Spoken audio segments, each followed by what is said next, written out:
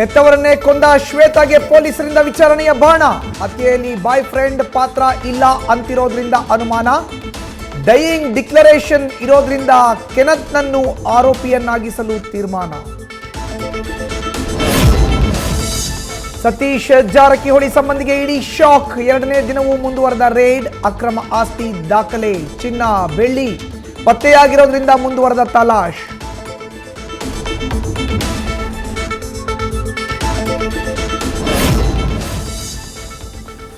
Township fight ಅಲ್ಲಿ HDK ಕುಟುಂಬಕ್ಕೆ ಸಂಕಷ್ಟ. ಎಂಬಿ ಪಾಟೀಲ್ ಬಾಲಕೃಷ್ಣ ವಿರುದ್ಧ ಕಾನೂನು ಹೋರಾಟ. ಕಾನೂನು ತಜ್ಞರ ಮೊರೆ ಹೋದ ಅನಿತಾ ಕುಮಾರಸ್ವಾಮಿ. ಲೀಗಲ್ ನೋಟಿಸ್ ನೀಡಲು ವಕೀಲರಿಂದ ಸಲಹೆ. ಅಡ್ಡ ಮತದಾನಕ್ಕೆ ರಾಜ್ಯ ನಾಯಕರ ಮೇಲೆ ಹೈಕಮಾಂಡ್ ಗರಂ. ಬಿಜೆಪಿ ಶಾಸಕಾಂಗ ಪಕ್ಷದ ನಾಯಕನ ಮೇಲೆ ಬೇಸರ. ತಲೆದಂಡವಾಗುತ್ತಾ ಆರ್ ಅಶೋಕ್ ಸ್ಥಾನ.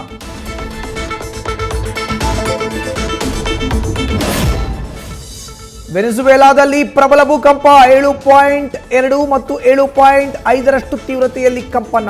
ಸಾವು ನೋವು, ವ್ಯಾಪಕ ಪ್ರಮಾಣದ ಹಾನಿ. ಕೆರೆಬಿಯನ್ ಭಾಗದಲ್ಲಿ ಸುನಾಮಿ ಅಲರ್ಟ್. ನ್ಯೂಸ್ ಫಸ್ಟ್ ನಿರ್ಭೀತಿಯಿಂದ ನಿಮ್ಮ ಪರವಾಗಿ.